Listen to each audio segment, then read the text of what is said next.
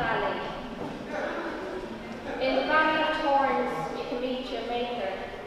She is wild and relentless, mother to us all. And in her hazelwood sanctuary, you can hear her call, or see her in the spider's web. She stretches her tendrils, pulling you into the other world.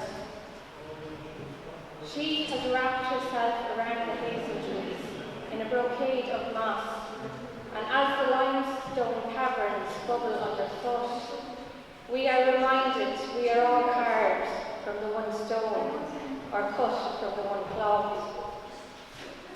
In the valley of thorns, you can find yourself in a world of growth, a world of hope, and a world yet to come. Thank you.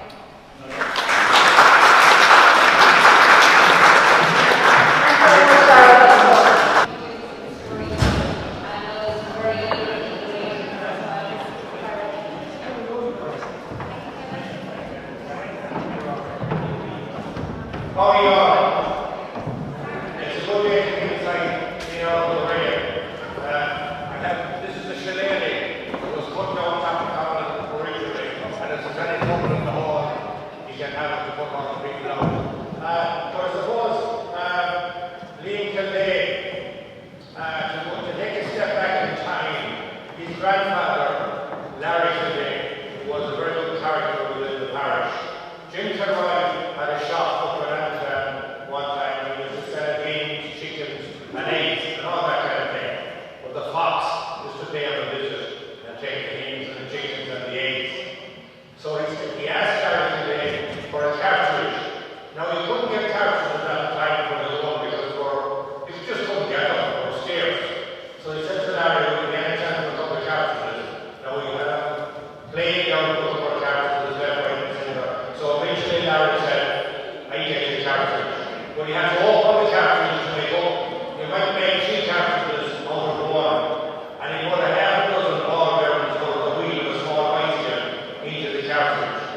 So we got out there and we gave the cartridge to Jim. And sure enough, the fox came around. Jim loaded the gun and put the cartridge into it and fired at the fox. But because of the makeup of the cartridge, the gun kicked and it overwent him with the jaw, and he was blank from there to there. And the following Sunday when he came to Mass, Larry said, "Did you get the fox?"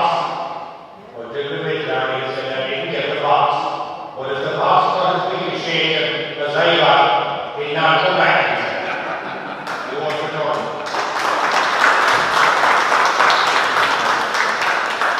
And there was this gentleman in the parish one time, Sean and Jackie, you're very welcome, and nice to see you, Jackie. This man in the parish one time was drinking quite a bit. You know, and the wife gave him a letter, and she had everything done her, but she couldn't stop one later. So she decided to seek advice, expert advice. And she went to this professional, and she said, "The lady, can you tell me what happens?" Well, he goes to Patsy Jack's for a drink, and he's asked to leave the pub. How does he get there? He gets a lift from the neighbour. How does he go home? Well, he walks home through the graveyard. That's the key, she said. You'll be in the graveyard the next time he's coming home with a big white sheet, and you'll get an old helmet and a big pair of horns on it, and pretend you're the devil, and frighten the little daylights out of him. So your man was going home and went through the graveyard, and he seen the next day on his own that and Mary had gone in front of him, and she said, "I'm the devil, and if you don't partake of drinking, you'll be damned to hell for all eternity." Your man said, no cap on the side of his head, and he said, "Am I pleased to meet you? I'm married to your sister."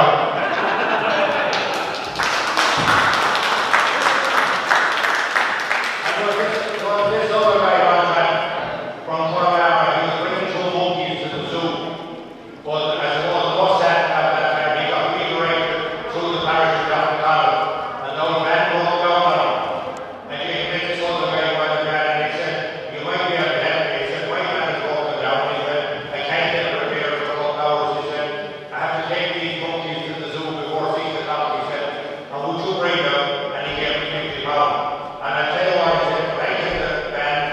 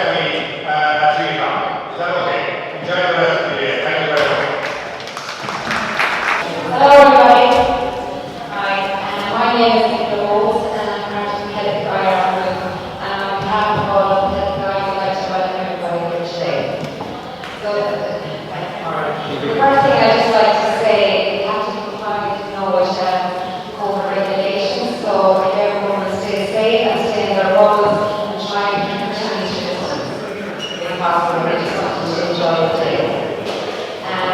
We are now going to introduce Kevin McGann, who will come all the way from Leash, and Kevin's going to be opening our exhibition. And actually, Kevin recently launched his own book, if anyone wants to have a look at it later. It's called BTI. It's an art book on Irish commentary. So thank you very much for your help.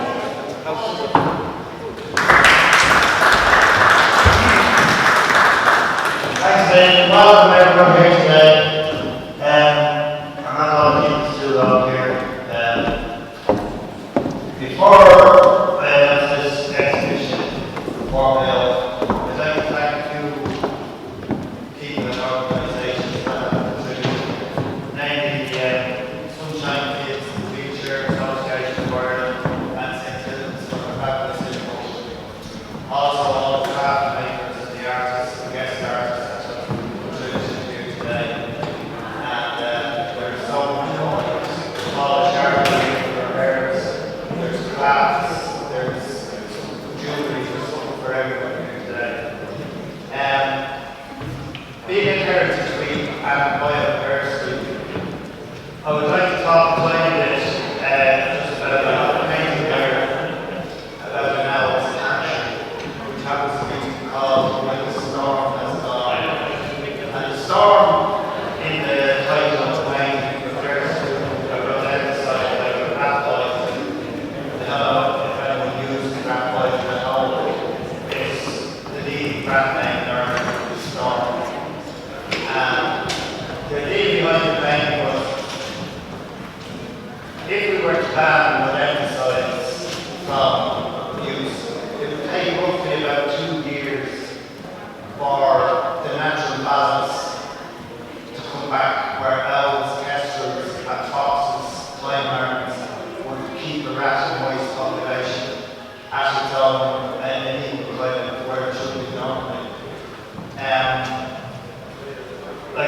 I know I rare sheep myself there for a few years, 20 years, and fox is a predator, but every fox will eat on average about 1,200 drones a year.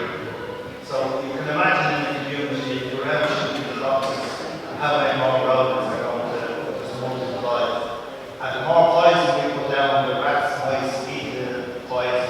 Obviously the kestrel, the owls, the fox, flying martin, everything gets infected along the way. So yeah, it's just the one little aspect I would like to highlight here today before I officially announce it all.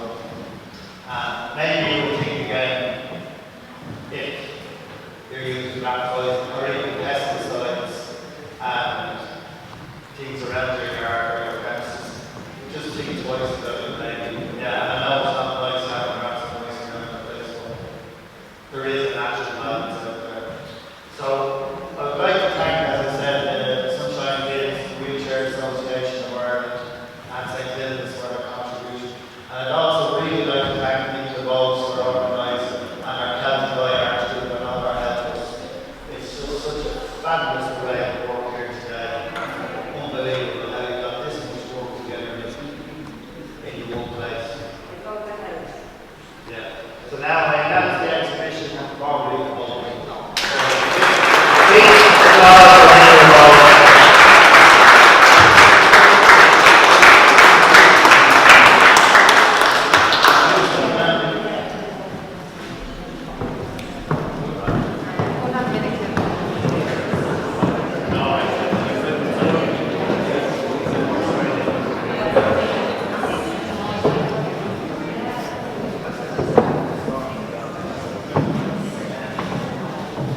So I'd just like to say thanks to Kevin for opening up our exhibition, and anyone that wants to see Kevin speak, it's just down here on the season, and there's a synopsis just over there. Thank you very much. We'll be back to you in a few minutes. I'd like to say a few words. My neighbour gave me this. Yeah, she just gave it to me on Thursday. She said, So good afternoon, South Roscommon. How are you all getting on? My name is Brendan Dunford, and I'm delighted to have travelling across here this morning from the Borough of County Clare. It's about an hour's drive from here. And I'm told I'm in the rocks today, which is fantastic. I love describe the amazing landscape that you have here in South Roscommon. Over in the borough, which means rocky place, we have a kind of a similar landscape, maybe to greater extent. And what I want to do, just maybe 5 minutes, if you bear with me, is to tell you a little bit about really a story over the last 20 years in the borough and how it might relate to your wonderful area here today that we're celebrating. So if you bear with me for 5 minutes, and I just wanted to say it's a privilege and a pleasure to be here, to be surrounded by amazing people like Nicola and Paula, and of course Liam as well, and Owen, and compliments from the beautiful artwork, particularly the Sunshine Kids and the Irish Wheelchair Association, which is really beautiful as well. But let me get to the point, if you don't mind. The reason I wanted to come here today was, first of all, to lend my support to the local community here and to the efforts that are being made to preserve the biodiversity and the heritage of this really special part of Ireland. I suppose everywhere is special to everybody who lives there, but I think this really is a very, very wonderful and overlooked part of our country. And the challenge is, like, what do we do to look after it? And I think, you know, we have reports about climate emergencies and biodiversity emergencies, and people here are really part of the solution to that. And sometimes it's a case of what can you do? Well, 20 years ago, I arrived in the Burren region, and farmers at that time were at loggerheads with the national parks and with the Department of Agriculture, and everybody was fighting because nobody was happy.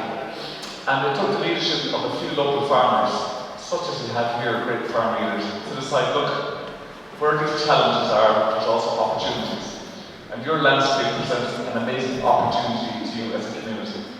So 20 years ago, we went from a position of fighting with the authorities to working with them hand in hand. Today, Burren farmers receive over €1 million a year from the Department of Agriculture, the European Commission, for them to look after their landscape. So it's not park rangers or LPW staff or anybody else, it's farmers themselves being paid and support to look after their landscape. And it's not compensation, it's rewarding people for delivering the things that society really wants. And I know when we think about farmland and maybe places like South Roscommon, we think about food and food production and the quality of the meat that you get here. But actually, by farming and managing this land in the right way, you're also producing some of the best biodiversity in Ireland. I've seen that, I've been out here, it's stunning. Some of the best natural and cultural heritage you'll get in the country. And that has a value, that really has a value. It has a value in terms of art and inspiration, as you can see today. It has a value in terms of national biodiversity and climate emergency, which is very, very real. And it has a value as well, I think, in terms of our next generation. The kids that are here today, I'm sure they're very proud of where they come from, and so they should be. But their future is important, and we want to make sure that they have as many options to engage in nature as they can. So really, to summarise, the reason I wanted to come along here today is to say what you're doing here is very important and it's very wonderful. And if we can be any help over and above at all in any way over the coming years, we really will. Conservation and climate emergencies, they can all be very scary, but actually they can be a great opportunity as well. And with Burren Trust, we have wonderful festivals, we have wonderful gatherings like this in the local hall, talking about nature and what we can do for it. We have lots of opportunities and things happening. So we're happy to lend our support and the lessons that we've learned over the years, we'll be happy to share with you. So happy Heritage Week, everybody, and congratulations again to all the artists who are showing here today. Congratulations to all of you who are working so hard to look after this very special place, and best wishes in the future. We'll be with you every step of the way. Thank you very much.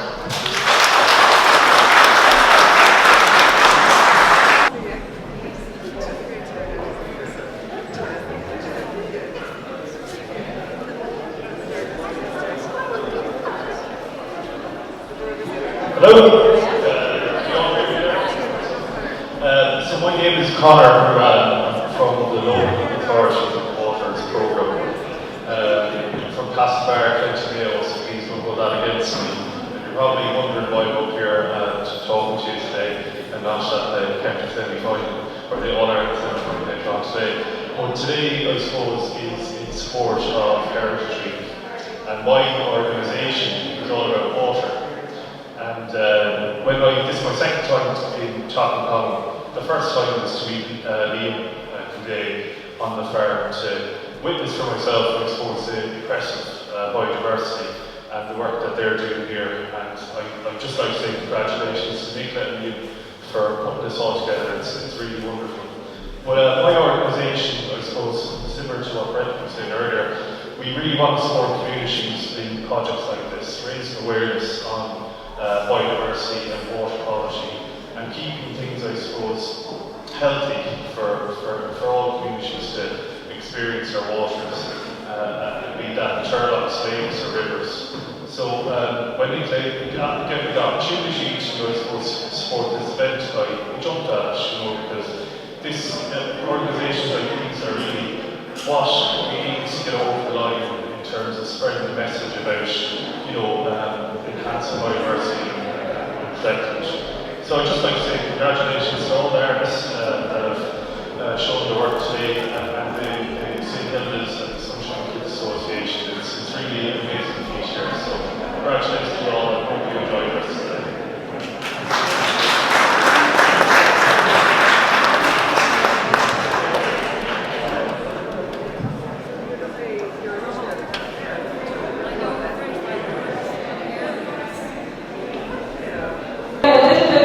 Normal and able to come together like this.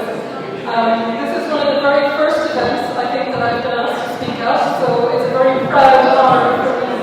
I suppose we've nobody as well known from been out of Tomatal a long time, probably the last, 10, 20 years, but is it true that sometimes we don't know what's on our doorstep? We don't know what's on our doorstep sometimes, and in the last year and a half, I think we've all started to explore. We had very, very tough year. We had to stick within the 5 kilometres. And in that time, I think we got to discover the beauty that's here. And look at the creativity. The creativity of the team that's come here, I think, from the Celtic art group. And the local people that have started painting. And they've been painting for years. And I think I'm going to be taking a few pieces home with me today as well, because they're stunning altogether. But I want to thank Ian, and I want to thank Nicola, I want to thank all the great team that's working together under the Celtic art group and the Cards Farming group, because they're looking at bringing together, I suppose, the heritage, the environment, the landscape, creativity and art all together in one here in Tomatal. And it's going to be a beacon. All I can say to you is see this beautiful art. It gives me real hope, and it gives real joy. And I think that when people can experience that in the landscape, and if that inspires people to do this type of artwork, I think it all gives us something special. And I hope you're all going to bring something special home with you today as well, that will make you know that you have a piece of Tomatal in your hearts and in your homes. And I suppose if hopefully we will work together, to develop walkways around here so that people can view this landscape. I know that Ian, I was very fortunate to get a tour with Ian and with his team and with Nicola. And I don't know if Paula Sharp is here today as well, as the herbalist, was working with us as well. Hello, Paula. And we got a great tour and a treat of the plants that saved teams. I must say, from my dad and his farm, you'd always know that a cattle didn't go near it when you didn't touch it yourself. But Paula gave us a whole new understanding of what plants are and what they mean to us. But I suppose that I might just say that if there's a guided tour and a guided walk, that it would be well worth exploring. There's beautiful orchids that we have here, like bog orchids. Next Sunday, thank you, Nicola. So what time on Sunday? So 3 p.m. next Sunday, and people can meet here, is it? Viva School. Apologies, guys. This is like a live broadcast. We're getting updates as we go. So 3 p.m. on Sunday is where you can meet at Viva School and you'll be able to take a guided tour. So all I can say is I hope people enjoy it. It's a real honour to be here to meet you and speak with you today in a safe way. And I really look forward to your feedback. There's so much more we can do, but imagine having a permanent art, like a place where we can view art in our area. Wouldn't that be wonderful? I think this is just the start. I'd also like to welcome Councillor Emer Kelly, who's here with us today.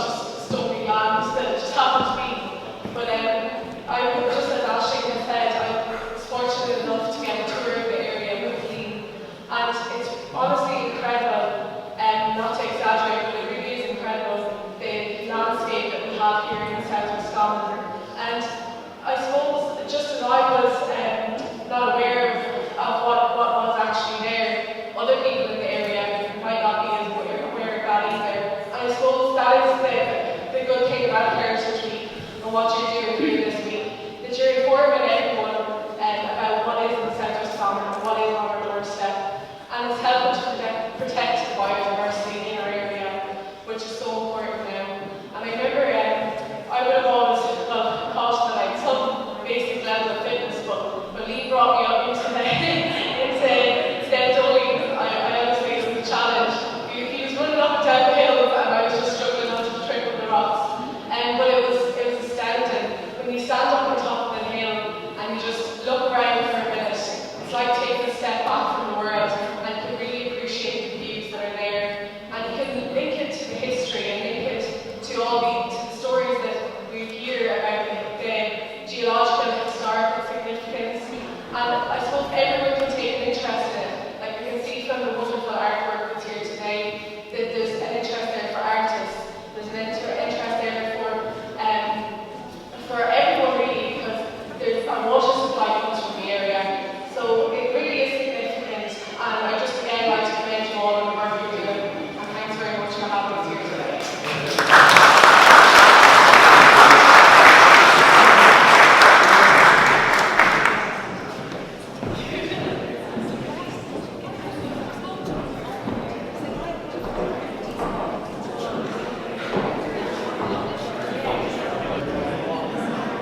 Hello everybody, I just want to thank the ladies here for breakfast meeting, for Emer and Ashley, thank you very much. I'm going to prepare a group here all together, so you can give us a few words. Thanks all.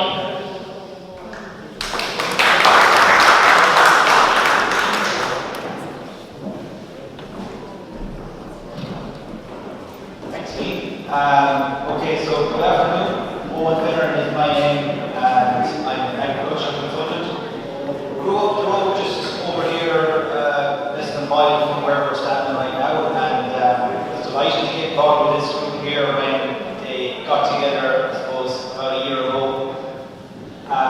With the objective, I suppose, of highlighting the biodiversity and the value of nature that's in the landscape around here, and I suppose bringing people together so that we can maintain it for future generations, which is what this is all about. So I was delighted to get involved, and I think it's great to see the work that's gone into the Celtic IR in organising this day here today, because there's no better way really to appreciate your local heritage than through the medium of art. It's as good a way as any way, and it's great to bring people together.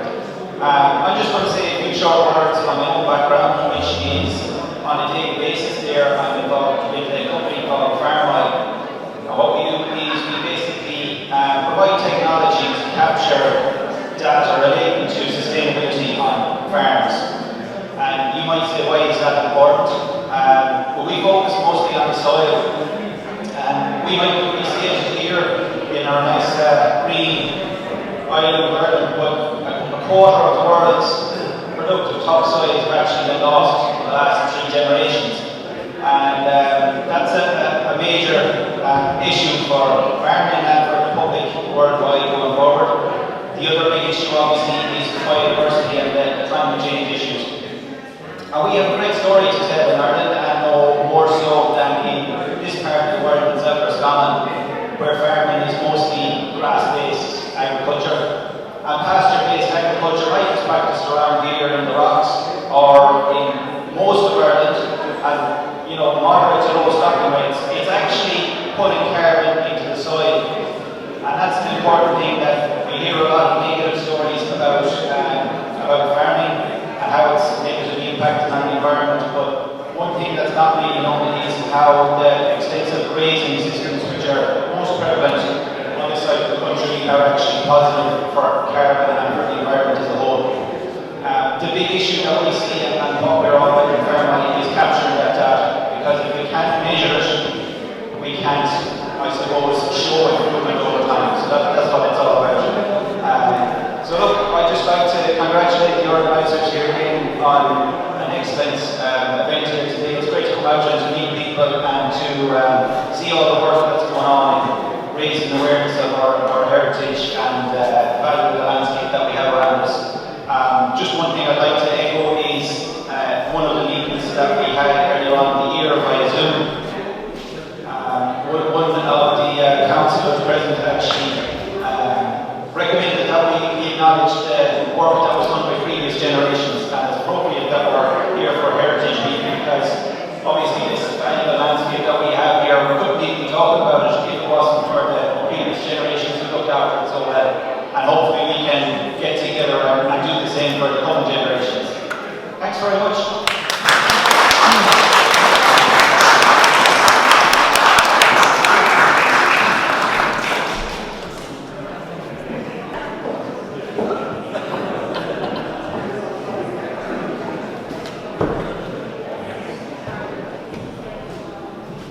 Hello? We're not very used to using these mics. Thanks very much there to Owen, Penman, Ashley, Dawn, and Eamon Kelly for saying a few words to us today. So the next person I'd like to introduce is one of our own team on the Celtic Art Group, which is our local herbalist, Paula Sharkey. And she's also an artist here as well. You see some of her work down there. Thanks so much, Paula.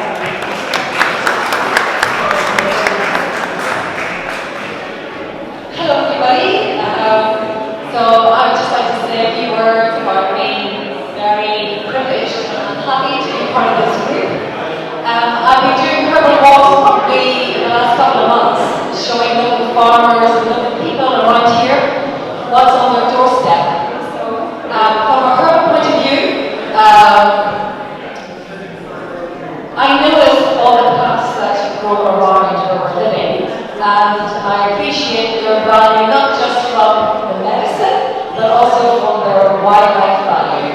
And like Paul and Brendan and people that were talking before me, we have to value it, and if we don't, then we do ourselves a disservice and also to wildlife. So it's really important to look after it. So just a few words to say thank you everybody for coming, and I'm going to be stalled over here, and there's some displays of some of the herbs and plants that grow around the area. So yeah, so thank you all, and I hope you really enjoy the art exhibition. And more than anything, after today, really enjoy the landscape in which you live in, and say hello to it every day. Say hello to the plants, say hello to the hedgerows, say hello to the trees. Thank you.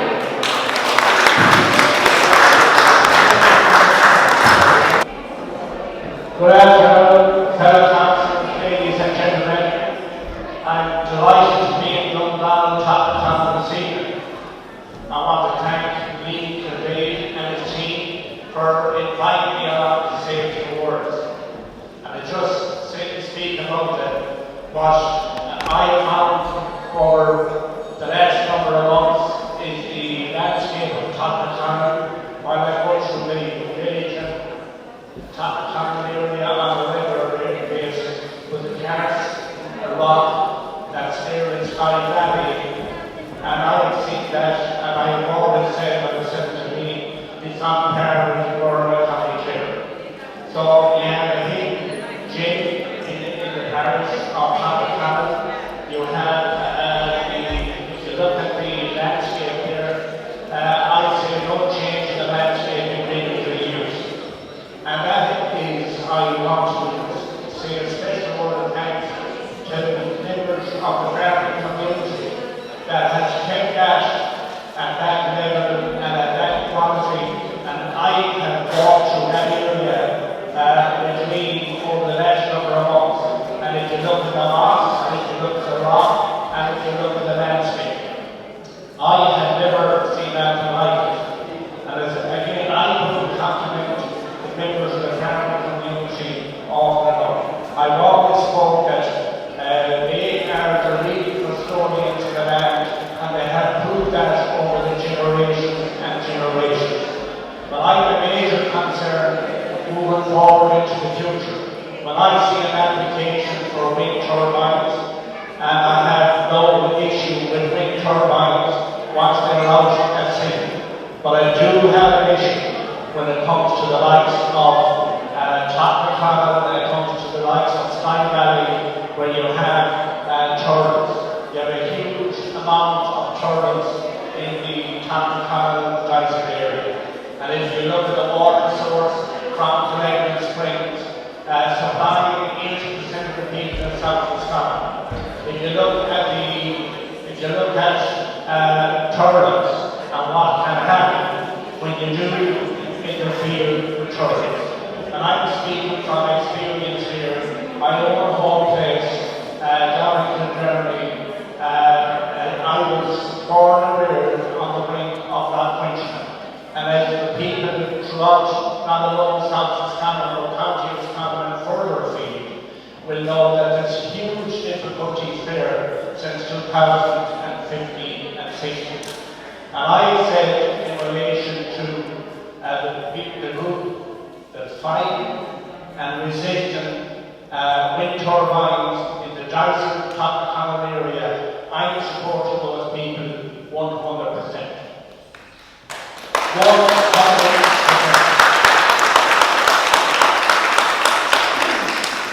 I've done that in the past and I will continue to do it in the future. You're elected by the people to represent the people. And you're not elected to represent a few. You're elected to represent all the people. And I will continue to support that group and the community. Because I have a faith, because I think it's the right thing to do. It's the right thing to do. That's the number one reason, it's the right thing to do. I'd be very annoyed and very angry if the wind turbines were erected in Tottenham and you have an end up with a situation like you have in Roscommon. As I said, that's my home place. I was born and reared there, and I know every square inch. And when I see a lot of country today, and I look at my brother's farm down there, and if you look at the situation there, with the habitats completely gone, all gone, no wildlife, nothing left, and it has been that way for a number of years. And I spoke time and time again in relation to looking for the funding for the farmers, to compensate the farmers for the loss of income, and that hasn't happened, and there should be compensation. And the reason there should be compensation is they have lost a lot of their farm payments. That shouldn't happen because the situation is out of their control. But I think that if you look at Tottenham and it's said with the fight tooth and nail, I know what a situation. I was here in recent weeks meeting those people and they're telling me that the base of the foundation is only going to be 5 meters deep. Well, whether the base is 5 foot or 5 meters, they're going to interfere with the turbines, and that will have a huge effect. And I don't want to hear a few years down the road there's a major flood or a major disaster in Tottenham or a major disaster in Dyson, and all because of the wind turbines. And I tell you this, if you look at the wind turbines and what I read and seen about the wind turbine is what it does is it depopulates an area. What happened that day, what will happen, and depopulation in relation to villages, schools, all that will happen and will affect the local communities. And in the future, going forward in the future, anyone that will apply for a planning permission will understand that all the regulation in relation to your needs and so forth, and you're trying to get a planning permission for a son or a daughter, or a granddaughter or a grandson to build a house on their own family land. The situation going forward in the future is those people will be the first people to make a submission against you or your daughter or son or granddaughter building a house. So that's why it's going to happen, depopulation. But I just want to thank Liam and his team here for inviting me along here today. I'm delighted to be here, and I just want to thank you most sincerely and keep up the good work. And it's all about leadership, it's all about community, and we have always strong community people in the Tottenham area. There's plenty of people that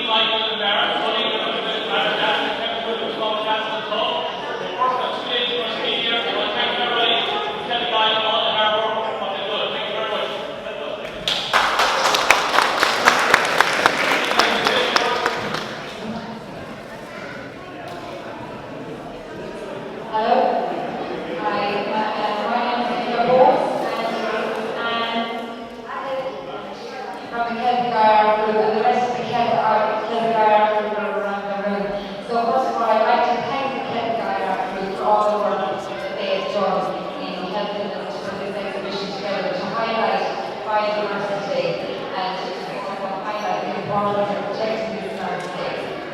South Roscommon is iconic biodiversity triangle of Brightswell, Roscommon and Christchurch. So I'd also like to take this opportunity to thank a few of our sponsors because we did need special help putting this exhibition together. And first of all, I'd like to thank Conor Brewer. And Conor has come all the way here from Maine today for the local authority walking work. Thank you very much, Conor. I'd also like to thank, even though I'm actually a native from around here, I do live in Norway, I'm actually from Maine, just down the road. So, but I'd like to thank one of our very, very good friends, which is JNS Photos. And we actually are delighted to say that we have Sean and Jackie here today from Slow.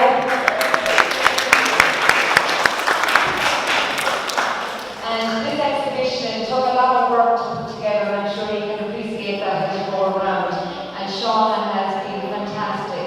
She's done an awful lot of work with this, and she's a great friend.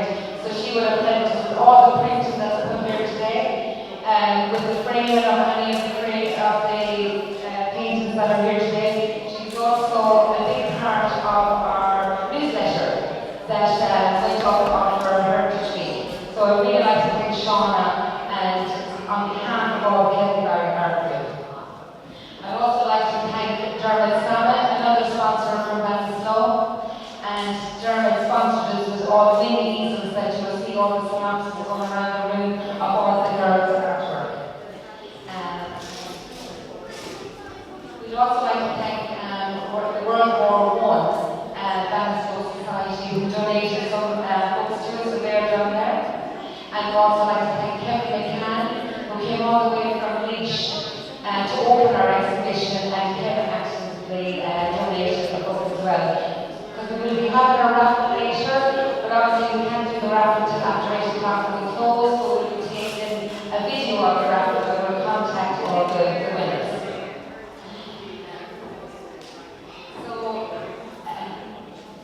One second.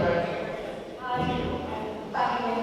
I'd just like to follow up on your character on the latest from the Celtic Island. I would like to present maybe the special page.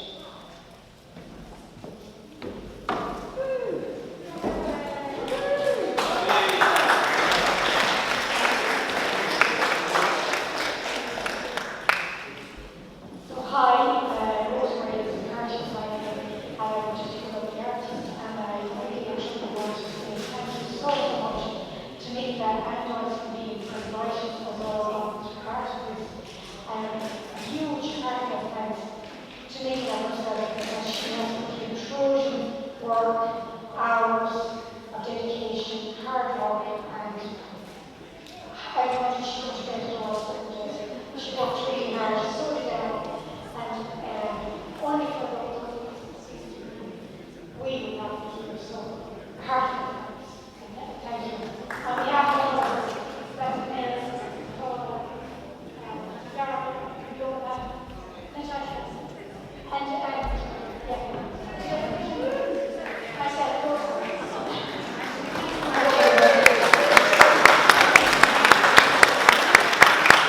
I won't keep much longer now because those lads want to play some lovely music for you all. But I'd just like to thank all the speakers as well that came here today. I'd like to thank Derry Platt, Museum. I haven't got around to speaking to Charlie Finneran over there, but he's some lovely pieces over there.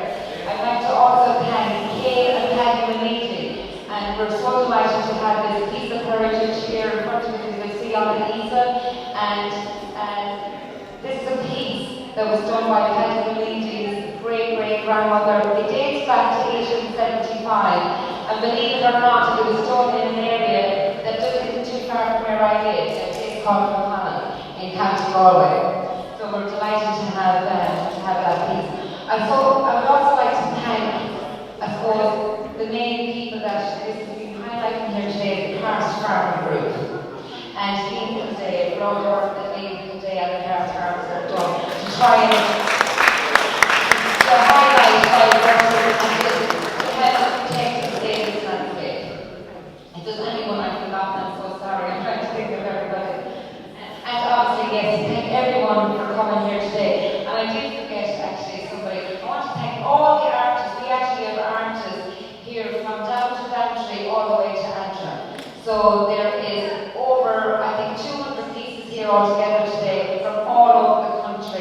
all these people came together from all the advertising we had done on our Celtic Eye extension Facebook page. And we spent about 6 months, I think, highlighting this project. Our group is a very new group. We're only about 5-6 months together. And I just want to thank all the artists all over the country that did come together to help us highlight this project. Thank you very much. I hope you enjoyed this. So I think Kevin, we're going to introduce Kevin to name again. Thank you, Kevin. And the three lads. The parish, from the southern part of the parish, town called Knock. Today I'm just going to basically give a bit of a flavour of the cultural heritage of the three parishes that are the focus of this study project. So my title of the presentation is a brief introduction to the prehistoric medieval heritage of Moyfin. Moyfin is basically what is now the parish of Roscommon, and Clanouda. Clanouda is the Dyson and Cam parishes, just to the north of Roscommon. So, to give an outline of the talk, I'm going to briefly run through the geography of this part of the county. I'm going to refer to some of the natural resources, to the reason why our ancestors decided to settle in this area. I'm going to then talk about the earliest identifiable communities, then the later prehistoric and early medieval evidence we have for Roscommon and for the area at large, and then the later medieval and the questions of animal health. So, one of the most important and interesting artifacts that has been found in the parish, or the parishes, is these 7 gold torcs, which I'll talk about in a little while, and I've seen that some of the artists have represented them as well as part of the exhibition. It's fantastic to get their name and get their understanding of a wider significance. So to begin, I'm currently completing my PhD research in archaeology, and part of the research is to study basically the South Roscommon East Galway area. Because of the absence of a lot of written documentation, I've relied in some respects on some of the place names. And place names are a very underutilised source of information for us as we try and reconstruct the past.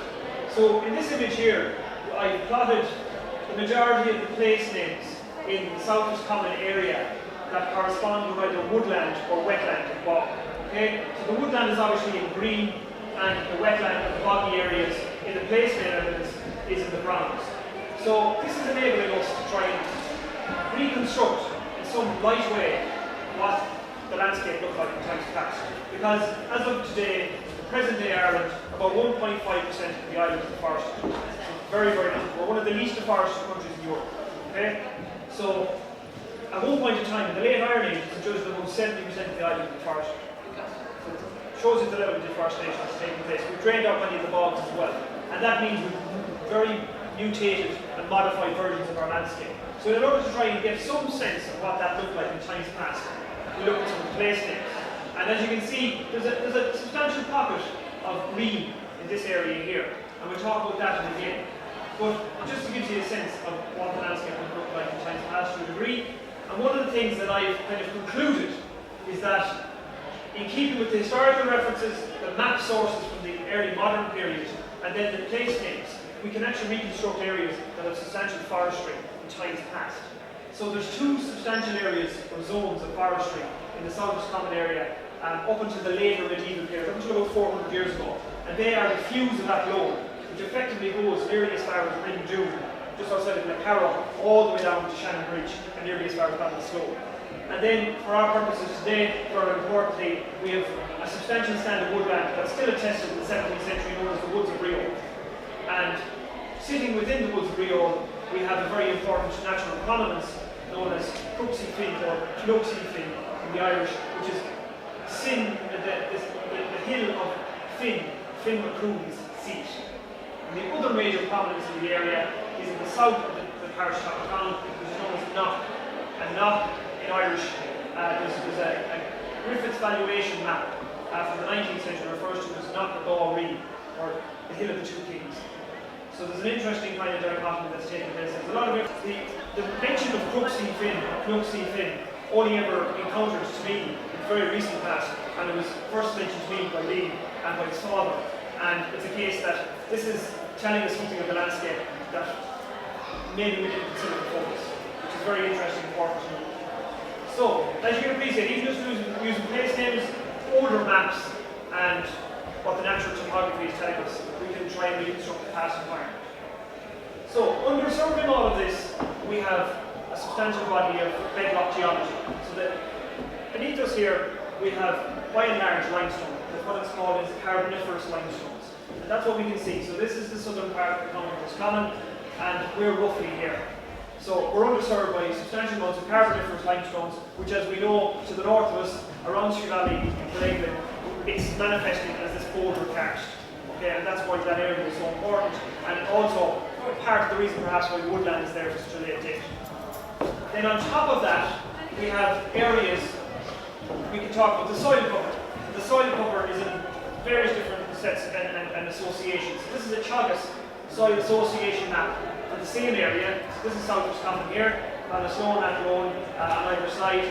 And if we look at the browns and the greys and the yellowy coloured ones, they're corresponding with very fertile soil. Okay?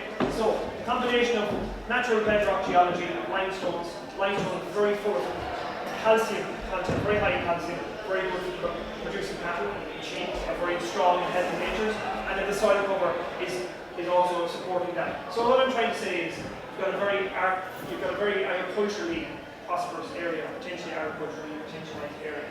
So that's our canvas, effectively. So that's the raw material that our ancestors are trying to harness. So the areas identified that we have in the landscape for these two areas, Clanouda and Moyfin, are in its near vicinity at least, corresponding with the Neolithic period. So the Neolithic period in Ireland is from about 4000 BC to 2500 BC. So we're talking a considerable period for past. So the Neolithic period is the period in Ireland when we first begin to farm. Okay, so if you've ever heard of the Cage Fields, the likes of Naut, the Gowt, the Newgrange, the likes of Carmore, Carrickeel, Knocknarea, Rockcrew, these are monuments to the Neolithic period, the oldest evidence of settlement and farming on the island. So in the map that we have here, again, South Roscommon, the two areas and zones we want to talk about today, you'll note that there's one megalithic monument of Neolithic date, which is that red diamond just to the east of Moyfin, top of Clonmel, and that's known as Meehan Bay outside of Munster. Okay? So that is the earliest evidence we have of communities residing out here in the Neolithic, so 6,000 years ago. Then as we move into the Bronze Age, and the Iron Age, the vast majority of our evidence for our ancestors in that period corresponds with burial mounds. Okay? And that's what these small white dots are. These are burial mounds within Clanouda and within Moyfin. So we're not hugely inundated with them, but the fact that they're there are telling us that our ancestors are in this area from at least as early as 2,500 years ago. Or 2,500 BC, 4,500 years ago. Okay, so that's what we're saying the first communities are coming out. How does that fit into the broader picture for Roscommon? Again, plotting all the burial mounds in the county, what is the county of Roscommon today, we'll note that there's three distinct zones. The densest concentration of burial mounds in the county corresponds with an area just to the northwest of Tulsk, known as Roscommon, and just to the south of Tulsk, a place called Ard Queen, and that's what we've circled in the red outline there. So some of the burial mounds are the likes of this one here, Carrick Fort, we've got East Mound, we've got Carlova and Rathbane. Just some of the burial mounds and what they look like. This is the type of monument we're talking about. But there are three distinct zones of this sort of settlement activity and burial activity.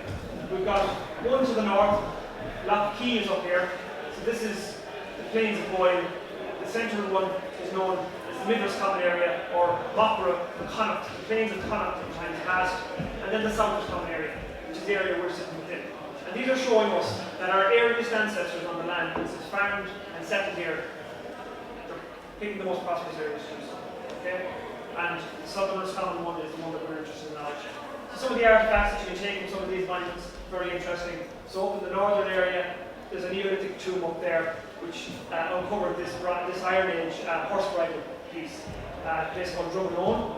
Outside Formwell House in a townland called Grange, they uncovered 6 of these ceramic pots, datable to about 2,500 BC. The fact that they still survive is phenomenal in its own respects. Over outside of Strokestown, they uncovered the Cogglebeg Hoard, just south of Strokestown, and then obviously our Torps again in South Roscommon. So you can see these three distinct zones of early settlement and activity. And they correspond, as I've said already, with the wide land use capability, so the most fertile land in the county, up in Plains of Boyle, Connacht, and then the South County area. So our ancestors weren't under intelligent in their approach. They've actually spotted the most prosperous areas that they can settle and reside in, and that's very important to know. So when I talk about burial mounds are an interesting thing for us archaeologists. When we talk to the general public, oftentimes we refer to them as fairy forts. Okay? So fairy forts are generally regarded as ring forts. They're of the early medieval period. So the burial mounds don't look too different, but there's a clear distinction. So if we look in this illustration, this burial mound has a ditch on the interior and a bank on the exterior. Okay? If you were to put a house on top of that and try to defend it, it wouldn't be much use to it, because your ditch is on the inside and your bank is on the outside. And that's because it's a burial mound. So when you're out on the land, if you're farm holding at home, and you want to look at, say, a fairy fort that's in your land holding or a neighbour's land holding, and you look at it, and it doesn't have a ditch on the outside and a bank on the inside, it's most likely to be a burial mound. It's most likely to be a lot older than an early medieval ring fort. So it's interesting to note that. Because even in my own townland, not just to the south of us here, we have two forts in the townland. One is actually a ring fort, the other one in the local people's thoughts is also a fort. It's actually a burial mound of considerably older date, which is interesting to know. It's nice to keep that understanding in place. So, for evidence of the late prehistoric, so I'm talking about the Bronze Age and into the Iron Age in Roscommon and in Dyser and Ham area, I wanted to point out two very interesting examples. So one is in a townland called Kilkenny, which is just up to the north of us, and the other one again is down in the north.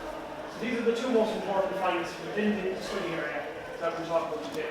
The first one is Kilkenny one. And Kilkenny was the location for discovery of a burial, a long-kissed burial, which was found in sometime before 1961. Okay? So a long-kissed is this rectangular box, and there was the recovery of bones within it, some cremated remains of an individual, and they found some pot sherds, so pieces of a pot. So it was excavated by Joseph Rafferty in 1961, and it was uncovered by Mr. Michael Moore, one of the Moors, the incinerators, some of the Moors that are up there today. And it was because he was getting rid of the careless stones that he was just trying to improve the land, basically. And he uncovered this actual box within that, the stone-lined box. And Joseph Rafferty was able to date the material remains, both the bones and the potsherds, and here we have an illustration of the potsherds, to about 2,500 BC. Okay, so a considerable period of time ago. So that's one of the most important finds we have in the area. And this is a reconstructed, this is the example from the Grange, the ceramic pot. This is similar to what it would look like. Okay? So the other piece of information I would like to point out is a discovery that was uncovered in Knock Townland in 1861 by Thomas Glenn when he was cutting turf. So he found one buffer torque, which is this one here, and one ribbon torque, which is the one on the right. And they were reputedly found in a box which doesn't survive. Now, the actual pair of torques were given into a merchant shop in Ballinasloe called Heinz's Merchants. I don't know where it is located, someone from Ballinasloe area might be familiar. And the man, Thomas Glenn, received £50 and was given to the daughter when she got married. So that was the level of interest that was in it at that point in time. But these two gold torques are dated to the 3rd century BC, so 300, 400 BC, and seem to have been imported from somewhere in either eastern France or western Germany, 2,300, 400 years ago. So when we think about, having an iPhone in our pockets now today, or something from wider field, bring back something from holiday and so on, we're still doing it 2,300 years ago, just to the south. And this is the earliest evidence we have for this particular style of artwork, which is known as Latin, and it derives in an area around Lake Neuchâtel in Switzerland. And it's the earliest evidence we have for this artwork anywhere in Ireland, found just in front. So, very important area discoveries. So as we move forward from the Iron Age and into the early medieval period, which is the early historic period. So we're not going to go into huge detail on early medieval society, but we can point out a few things. The island was divided into a series of different, what they call petty kingdoms known as Tua, or territories. They're later described as Trinket. So we're within the Trinket of Tir Máine. We're in the Tua of White Fig or Top County today. With the exception of the well-known North settlements, Dublin, Waterford, Galway, Cork, Wexford, and so on, and the ecclesiastical settlements such as Clonmacnoise, Irish society was primarily rural in character, where we're living probably not too dissimilar to what we are today. Rural homesteadings, individually placed, not in housing estates, on the landscape, attached to homesteads and landholding. So the economy is based on agriculture, and the wealth was transferred largely out coins. So currency-based in different manner, and this was our currency. It's primarily capital. Okay? And between the 7th and 9th centuries, there was a particularly pronounced period of ring fort building. So as distinct from the Burial Mound, which looks similar, and that resulted in the construction of about 60,000 ring forts on the island of Ireland, and about 47,000 remain on the Irish landscape today. So there's a distribution map for the entire island for the ring forts. And if you look at the South Roscommon area, roughly where we are, you can see there's a considerable density in the cluster.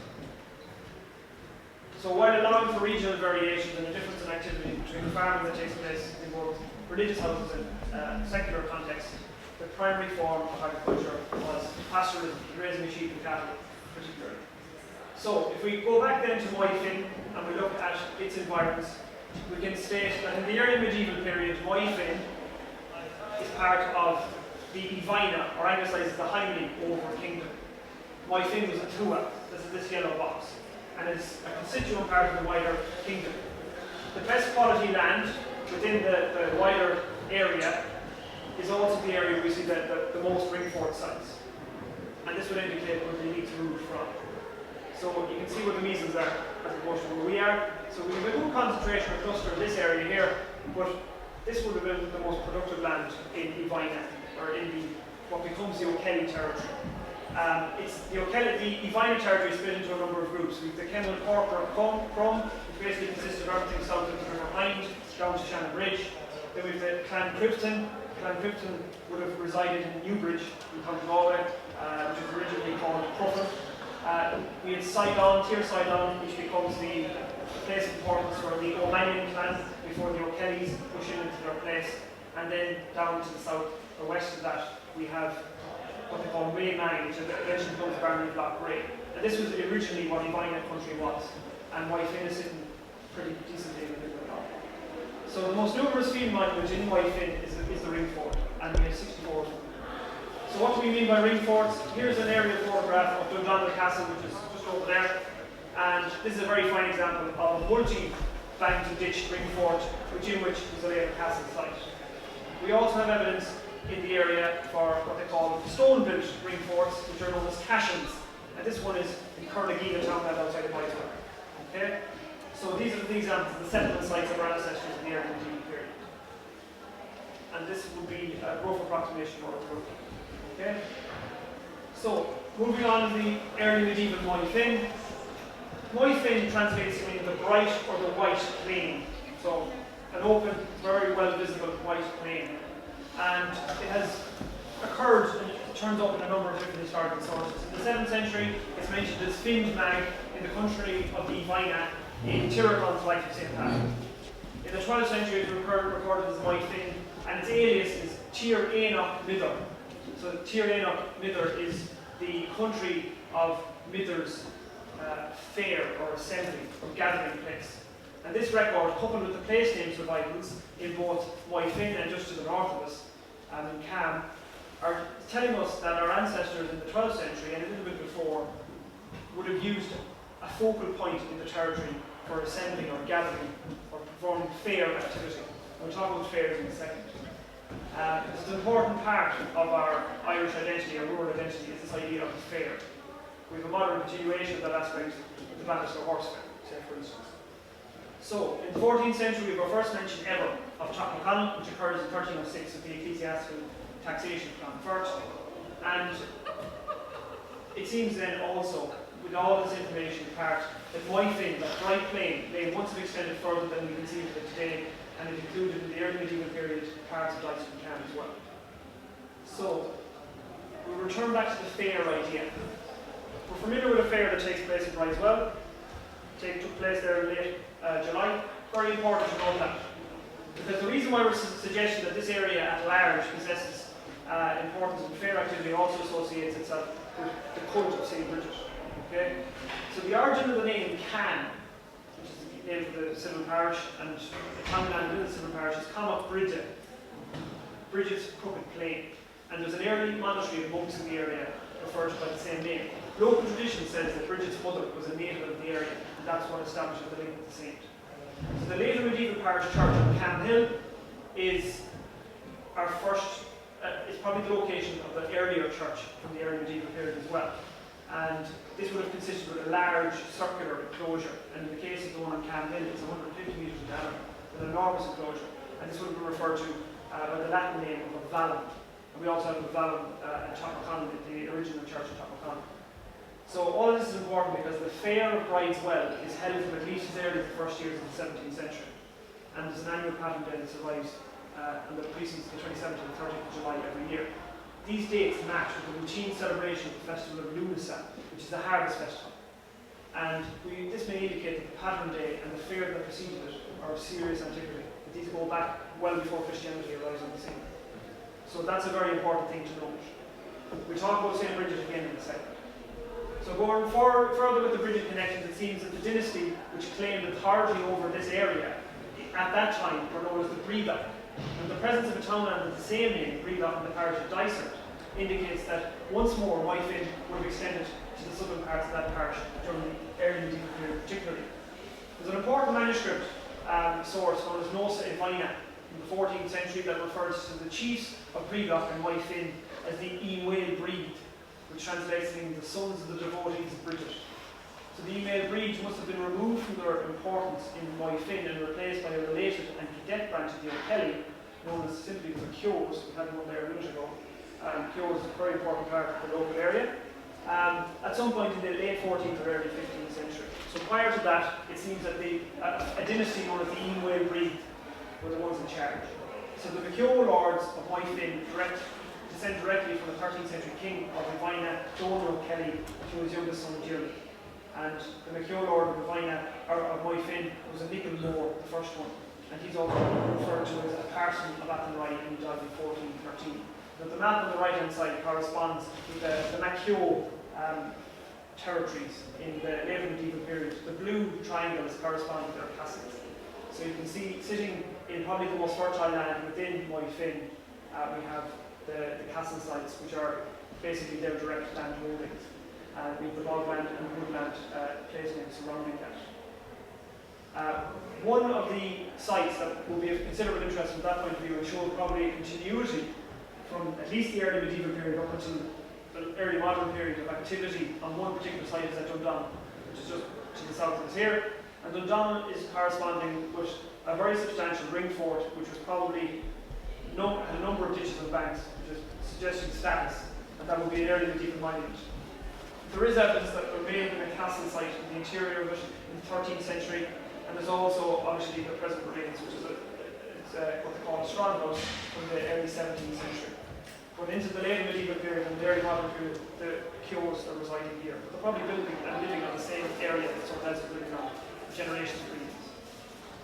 So, as we move then into the later medieval period, so around the 12th century onwards, the 12th and 13th century saw much change in the area we're discussing. So we have a very important player that comes on the scene, and they're known as the O'Connors. The O'Connors are the Kingdom of Connacht. And they sought to expand their own territory, which was from Tulsk and the surrounding area. They wanted to expand the territory with control, and they moved into O'Kelly country in Uvina and kicked them out of their ancestral land in South Roscommon. So what I have on the right hand side is a map of the dioceses of the island of Ireland, and we'll note two dioceses are important for our purpose today. There's the diocese of Elphin and the diocese of Clonfert. So the diocese of Elphin begins in Dysart. We're the diocese of Clonfert. So why is this break, this distinction? It's actually because if you look at the diocese of Elphin, it corresponds with the 12th century construction of these dioceses, and that is basically O'Connor country in the 12th century. So they've actually moved their power north and south to connect up with basically the coast in Sligo and down as far as the limits of the parish of Topham. And this is the reason why the O'Kelly country, Uvina, the O'Kellys are now residing in an area broadly consistent with East Galway, and that's the diocese of Clonfert. So in the 12th century, that's where the movement in the shaping takes place. And this is also when we see, by the 12th century, the movement of one of the O'Connor-related vassal clans, a family known as the O'Fallons, into the middle of what was previously O'Kelly country. And they acted as stewards in Ivina. And they basically created this territory known as Clanuga, effectively now the parish of Dyson and Can. So Clanuga comes into existence because the O'Connors place a related family down to keep control over O'Kellys. It's fairly simple and very complex at the same time. So, 12th century, early 13th century King of Connacht, Cathal Craig Jarrah O'Connor, he commissioned the writing of a Fenian cycle tale called the Aqueduct of Signora, and a lake that's now a turlock known as Loch Crone, just outside of Four Roads, features within it, as well as this Cathal Craig Jarrah O'Connor probably established the Cistercian religious house at Dyson Brio, and this is where he died in 1224, and this is consistent with the parish church in Common, up in the townland just up to the north of us here. So what seems to be at play here is that the King of Connacht, not only is he commissioning a tale that centres in some parts of its episodes on Loch Crone, which was probably a previously O'Kelly important location, but he also puts a religious house of the Cistercian order into Dyson. Because he's very, very interested in the Cistercians, because he's buried at Abbey-Knockmoy, which is another Cistercian foundation. So it's possible that he had a lordly residence in the Loch Crone area. So he basically claimed control over what was previously O'Kelly country and, by extension, their vassal clans. So, in order to get an idea of the society and economy of medieval Moyfin and Clanuda, we know that the Anglo-Normans, their interest extended west beyond the Shannon in the 13th century, and a series of land grants were provided in order to encourage Anglo-Norman lords to settle. So, it was two territories given over to the Anglo-Normans called Tir Máine and O'Máine, and the red areas that we have marked here are all the civil parishes that were granted to the Anglo-Normans in the early 13th century. So huge areas of South Roscommon and parts of East Galway. Now, in reality, all of this is written on paper. These are all granted over to Anglo-Norman lords. There's very little archaeological evidence that the Anglo-Normans actually settled in this land. So beyond some royal sites, royal castles and settler castles, the likes of Athlone, at Ballinasloe, at Offroad, at Roscommon Town, Rindoon, and over at Leigh, we have very little evidence that the Anglo-Normans actually settled in this area. Probably weren't allowed to. So instead, the society and economy of this area seems to have continued on largely as before, with O'Connor control and O'Kelly control at various different points in time.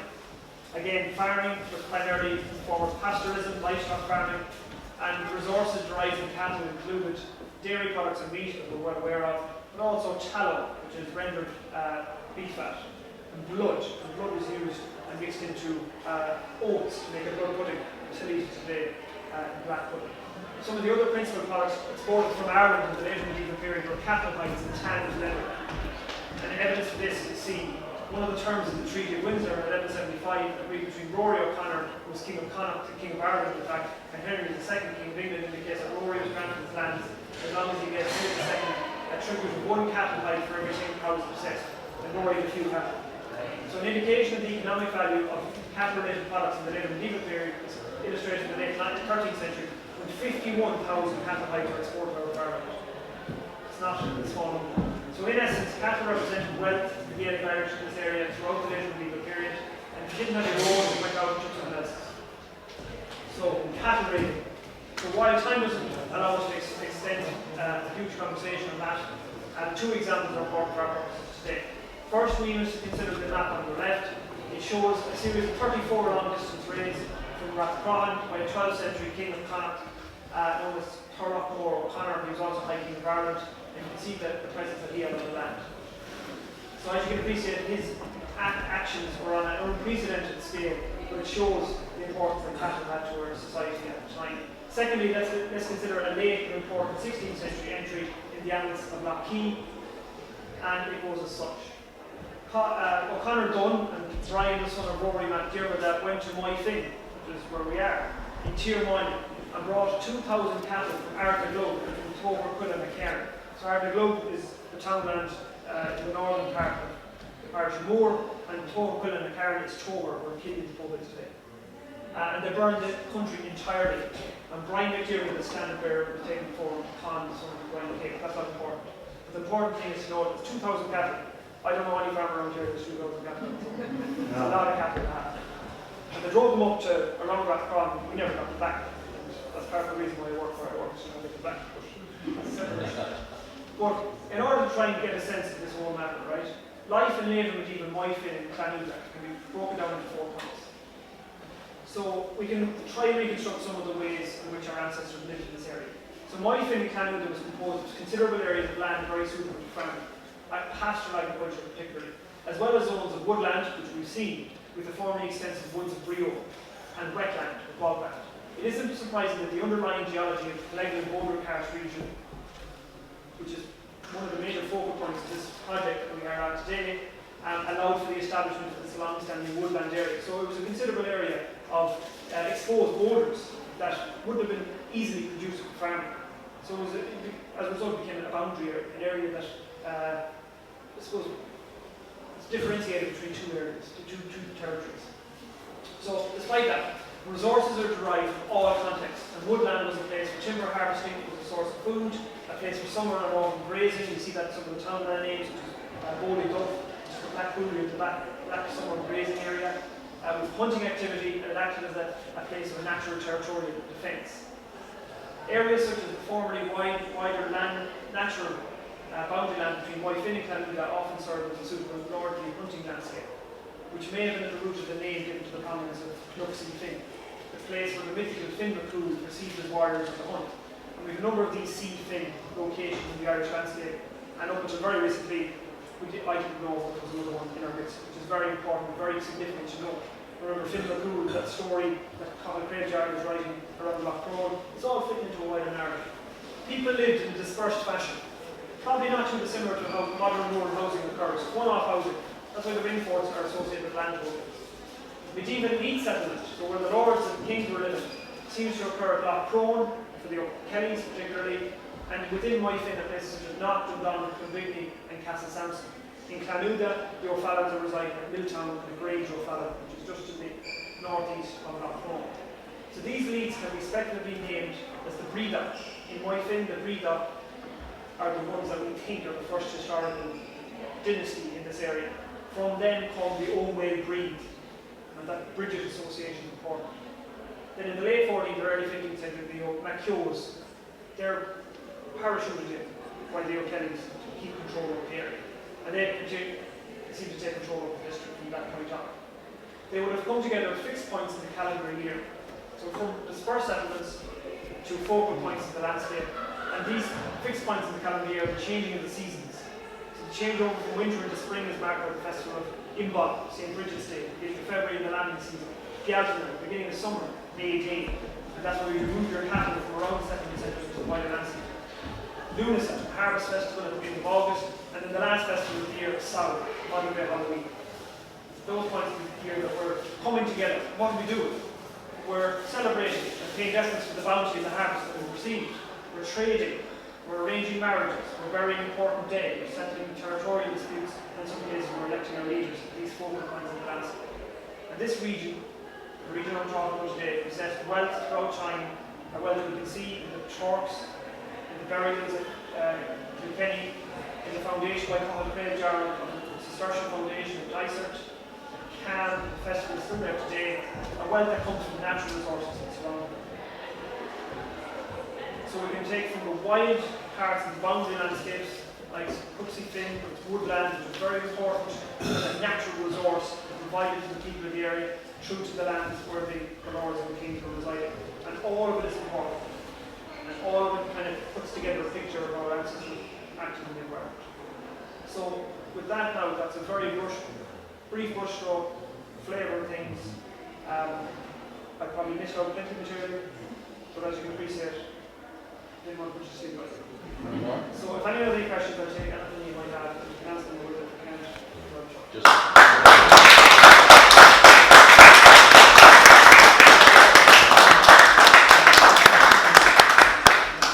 First of all, thanks a million for the presentation. The ring fort and the fairy garden. Yes. Interesting concept. When we were growing up,